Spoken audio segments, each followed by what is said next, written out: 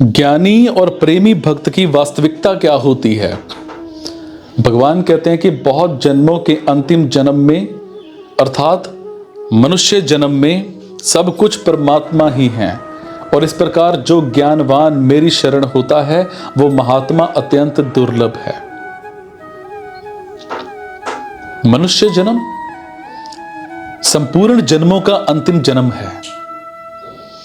भगवान ने जीव को मनुष्य शरीर देकर उसे जन्म मरण के प्रवाह से अलग होकर अपनी प्राप्ति का पूरा अधिकार दिया है, परंतु ये मनुष्य भगवान को प्राप्त ना करके राग के कारण फिर पुराने प्रवाह में अर्थात जन्म मरण के चक्कर में चला जाता है। इसलिए भगवान कहते हैं अप्राय मां निर्वतन्ते मृत्यु संसार वतम्रानी।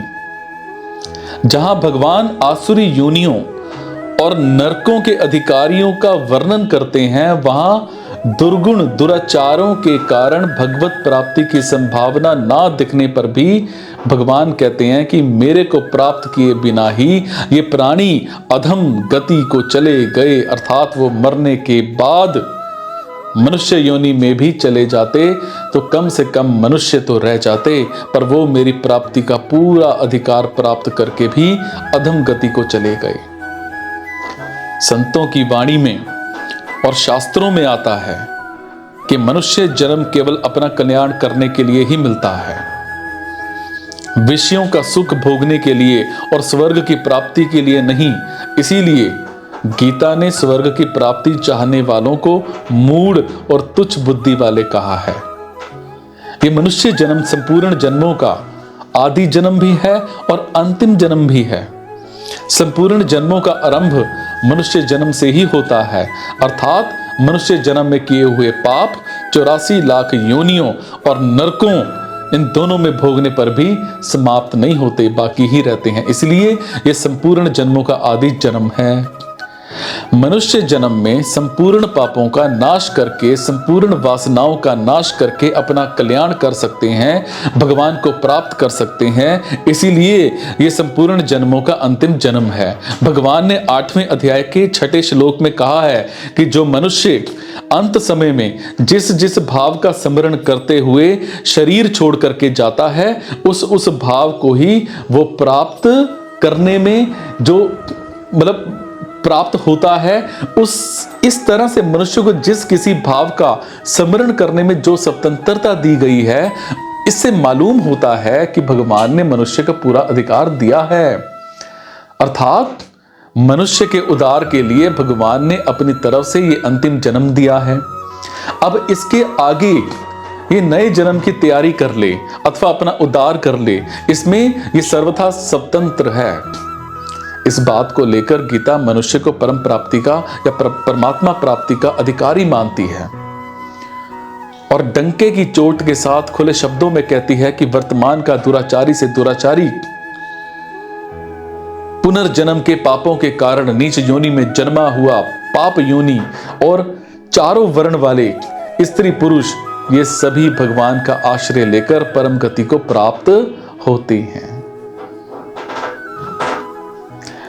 एक और चीज, ऐसा विचित्र पाप योनि शब्द कहा है जिसमें शूद्र से भी नीचे कहे और माने जाने वाले चंडाल, यवन आदि और पशु पक्षी कीट पतंग वृक्ष लता आदि सभी लिए जा सकते हैं। हां, ये बात अलग है कि पशु पक्षी आदि मनुष्येतर प्राणियों में परमात्मा की तरफ चलने की योग्यता नहीं है, परंतु परमात्मा के अंश होने से उनके लिए परमात्मा की तरफ से मना नहीं है। उनमें से बहुत से प्राणी भगवान और संत महापुरुषों की कृपा से और तीर्थ और भगवत धाम के प्रभाव से परम गति को प्राप्त हो जाते हैं। देवता भोग योनि है, वो भोगों में ही लगे रहते हैं, इसलिए उनको अपना उद्धार करना है ऐसा विचार नहीं होता, परंतु वो अगर किसी कारण से भगवान की तरफ लग जाएं तो उनका भी उद्धार हो जाता है। इंद्र को भी ज्ञान प्राप्त हुआ था, ऐसा शास्त्रों में आता है। भगवान की तरफ से मनुष्य मात्र का जन्म अंतिम जन्म है, कारण कि भगवान का यह संकल्प है कि मेरे दिए हुए इस शरीर से ये अपना कल्याण कर ले। सो ये अपना कोई संकल्प ना रखकर सिर्फ निमित्त मात्र बन जाए तो भगवान के संकल्प से इसका कल्याण हो जाए। जैसे 11वें अध्याय के 34वें श्लोक में भगवान ने अर्जुन से कहा है कि मेरे द्वारा मारे हुए को तू मार दे, तू चिंता मत कर, युद्ध कर, तेरी विजय होगी। और इसी तरह से भगवान ने कृपा करके मनुष्य शरीर दिया है। अगर मनुष्य भगवान से विमुख होकर संसार के जो राग में ना फंसे तो भगवान के उस संकल्प से अनायास ही मुक्त हो जाए। भगवान का संकल्प ऐसा नहीं है कि साधक की इच्छा के बिना उसका कल्याण हो जाए, अर्थात जैसे शाप या वरदान दिया जाता है वैसा यह संकल्प नहीं है। तो फिर कैसा है यह संकल्प? भगवान ने मनुष्य को अपना कल्याण करने की स्वतंत्रता इस मनुष्य जन्म में दी है। अगर ये प्राणी उस स्वतंत्रता का दुरुपयोग ना करे, अर्थात भगवान और शास्त्रों से विपरीत ना चले, कम से कम अपने विवेक के विरुद्ध ना चले, तो उससे भगवान और शास्त्रों के अनुकूल चलना स्वाभाविक होगा। कारण कि भगवान और शास्त्रों से विपरीत ना चलने पर दो अवस्थाओं में से एक अवस्था स्वाभाविक होगी। या तो वो शरीर, इंद्रियां, मन, बुद्धि से कुछ नहीं करेगा, या सिर्फ भगवान और शास्त्र के अनुकूल ही करेगा। कुछ नहीं करने की अवस्था में, अर्थात कुछ करने की रुचि ना रहने की अवस्था में मन, बुद्धि, इंद्रियां आदि के साथ संबंध विच्छेद हो जाता है। कारण कि कुछ ना कुछ करने की इच्छा से ही कर्तव्य अभिमान उत्पन्न होकर अंतःकरण और इंद्रियों के साथ संबंध जुड़ता है, और अपने लिए करने से फल के साथ संबंध जुड़ता है। कुछ भी ना करने से ना कर्तव्य अभिमान होगा और ना फल की इच्छा होगी, हालांकि स्वरूप में खुद स्थिति होगी। शास्त्र की आज्ञा के अनुसार निष्काम भाव पूर्वक कर्म करने की अवस्था में कर्म करने का प्रवाह मिट जाता है और क्रिया और पदार्थ से संबंध विच्छेद हो जाता है। क्रिया और पदार्थ, इनसे संबंध विच्छेद होने से नई कामना होगी और पुराने रोग मिट जाएंगे तो खुद बोध हो जाएगा।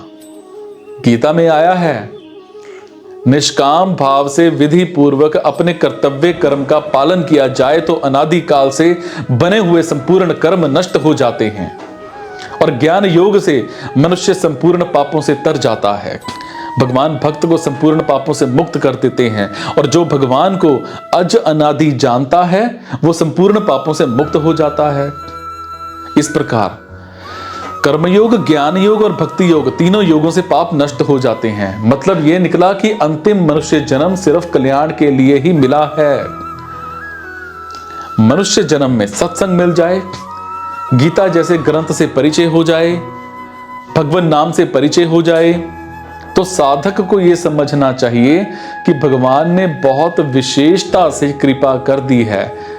सो अब तो हमारा उद्धार होगा ही, अब आगे हमारा जन्म मरण नहीं होगा। कारण कि अगर हमारा उद्धार नहीं होना होता तो ऐसा मौका नहीं मिलता, परंतु भगवान की कृपा से उद्धार होगा ही। इसके भरोसे से साधन नहीं छोड़ना चाहिए, हालांकि तत्परता और उत्साह पूर्वक साधन में लगे रहना चाहिए।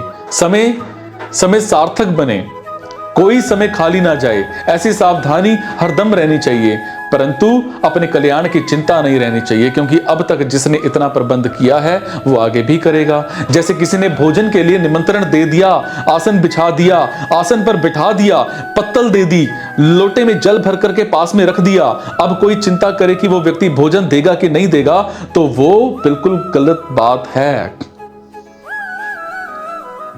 कारण कि अगर भोजन नहीं देना होता तो वो निमंत्रण क्यों देता, भोजन की तैयारी क्यों करता। परंतु जब उसने निमंत्रण दिया है, बुलाया है, तैयारी की है, तब उसको भोजन देना ही पड़ेगा।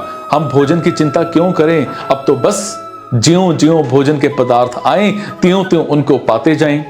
ऐसे ही भगवान ने हमको मनुष्य शरीर दिया है और उद्धार की सब सामग्री जुटा दी है।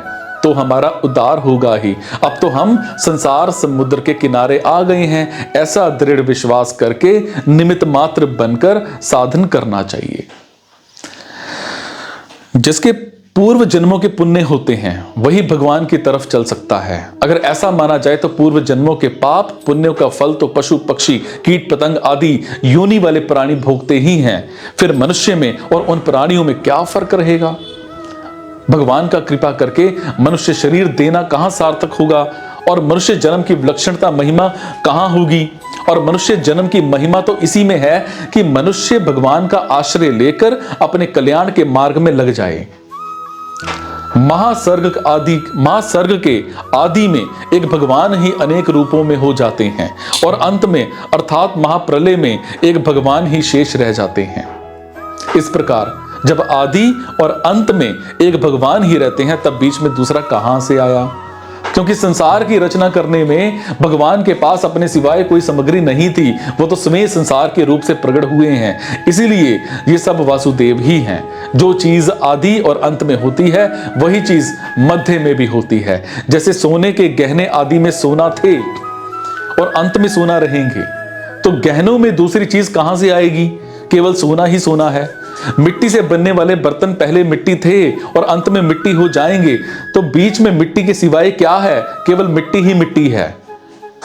खांड से बने हुए खिलौने पहले खांड थे और अंत में खांड ही हो जाएंगे, तो बीच में खांड के सिवाय क्या है? केवल खांड ही खांड है। इसी तरह से सृष्टि के पहले भगवान थे और अंत में भगवान ही रहेंगे, तो बीच में भगवान के सिवाय क्या है? सिर्फ भगवान ही भगवान है। जैसे सोने को चाहे गहनों के रूप में देखें, चाहे पासे के रूप में देखें, चाहे वर्क के रूप में देखें, वो सोना ही है। ऐसे ही संसार में अनेक रूपों में, अनेक आकृतियों में एक भगवान ही है। जब तक मनुष्य की दृष्टि गहनों की तरफ, उसकी आकृतियों की तरफ रहती है, उसी को महत्व देती है, तब तक ये सोना ही है और इस तरफ उसकी दृष्टि नहीं जाती। ऐसे ही जब तक मनुष्य की दृष्टि संसार की तरफ रहती है, उसी को महत्व देती है, उसी को महत्व देती है, तब तक सब कुछ भगवान ही है और इस तरफ उसकी दृष्टि नहीं जाती। परंतु जब गहनों की तरफ दृष्टि नहीं रहती, तब गहनों में सोने की भावना नहीं होती। हालांकि ये सोना ही है, ऐसी भावना होती है। ऐसे ही जब संसार की तरफ दृष्टि नहीं रहती, तब संसार में भगवान की भावना नहीं होती। हालांकि सब कुछ भगवान ही है और भगवान के सिवाय दूसरा कुछ है ही नहीं, ऐसी भावना होती है। कारण कि संसार में भगवान की भावना करने से संसार की सत्ता साथ में रहती है, अर्थात संसार की भावना रखते हुए, उसकी सत्ता मानते हुए उसमें भगवान की भावना करते हैं। और जब तक संसार की सत्ता मानते हैं, संसार को महत्व देते हैं, तब तक संसार में भगवान की भावना करते रहने पर भी वासुदेवम सर्वम का अनुभव नहीं होता। ब्रह्मभूत मनुष्य निर्वाण ब्रह्म को प्राप्त होता है। ब्रह्मभूत योगी को उत्तम सुख मिलता है। ब्रह्मभूत भगवान की पराभक्ति को प्राप्त होता है और उस भक्ति से तत्व को जानकर उसमें प्रवेश करता है। गीता की दृष्टि से ये तीनों ही अवस्थाएं हैं, अवस्थाओं में परिवर्तन होता है, परंतु वसुदेवम सर्वम ये अवस्था नहीं है। हालांकि वास्तविक तत्व है, इसमें कभी परिवर्तन नहीं होता। ये जो कुछ संसार दिखता है सब भगवान का ही स्वरूप है। भगवान के सिवाय इस संसार की स्वतंत्र सत्ता थी नहीं, है नहीं और कभी होगी नहीं। सो देखने, सुनने और समझने में जो कुछ संसार आता है वो सब का सब भगवत स्वरूप ही है।